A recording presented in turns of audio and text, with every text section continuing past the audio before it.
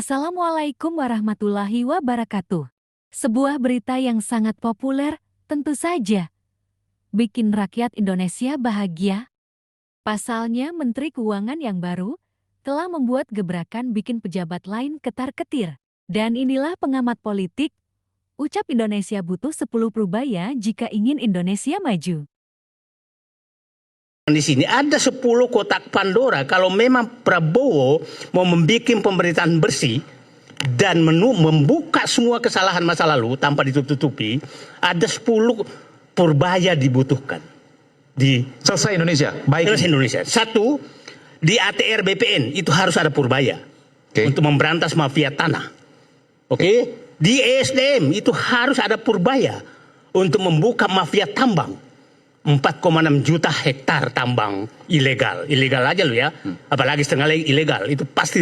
Nah, di Kementerian Kehutanan 10 tahun terakhir 6 juta hektar lahan hutan dilepaskan, itu butuh Purbaya juga di situ.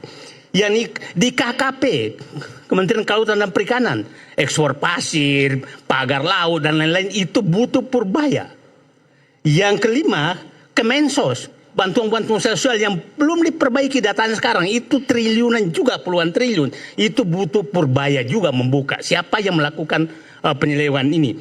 Kementerian Perdagangan, ekspor impor, kuota impor dan lain-lain itu butuh Purbaya juga. Kemudian Kementerian PU itu butuh Purbaya juga untuk membongkar jalan tol yang kemahalan itu, siapa pemainnya, ya kan? Kemudian ke-8, saya berharap Rosan menjadi Purbaya juga. Dan Antara. Gitu, dan Antara.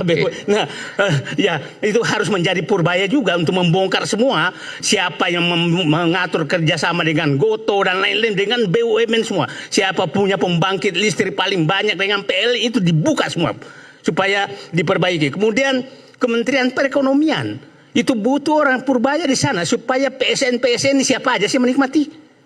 Dibuka semua tuh. Yang terakhir, Kementerian Keuangan, itu memang butuh Purbaya. Dan inilah gebrakan dari Pak Purbaya saat menyampaikan pidatonya yang membuat para elit ketar-ketir mendengar ucapannya. Kita harus mengundang investor asing untuk masuk sini untuk tumbuh lebih cepat.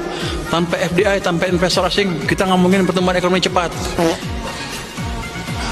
Yang harus kita ingat adalah investor asing tidak datang ke sini untuk membangun ekonomi Indonesia. Emang kita siapa? Dia datang ke sini untuk menikmati kue pertumbuhan ekonomi Indonesia. Jadi modalnya apa? Kita ciptakan pertumbuhan ekonomi yang cepat, iklim investasi yang baik. Udah ada tadi semuanya. Begitu terjadi, mereka akan beramai-ramai masuk sini. Saya akan jual mahal sedikit. Ngapain saya minta-minta? Kalau mau masuk, oh iya. Di atas, tangan kita di atas. Tapi kita minta. Tapi kan gaya mintanya.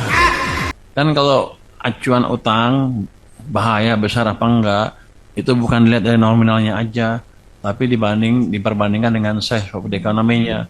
Ini kan 900 triliun terus sekarang masih di bawah 39% dari PDB kan. Jadi dari standar ukuran internasional itu masih aman. Anda bayangkan kalau saya seorang yang punya uang penghasilan 1 bulan 1 juta dibandingkan Pak Sekjen yang punya penghasilan 100 juta. Utang saya 1 juta itu sama dengan pendapatan saya sebulan. Tapi untuk dia 1 juta itu cuma 1/100 dari pendapatannya. Dia aman. Bayarnya gampang, saya nggak bisa bayar mungkin. Atau susah membayar utangnya. Jadi acuannya bukan nilai absolut nominal aja, tapi dibanding dengan rasio ekonominya. Kita aman, masih di bawah 40.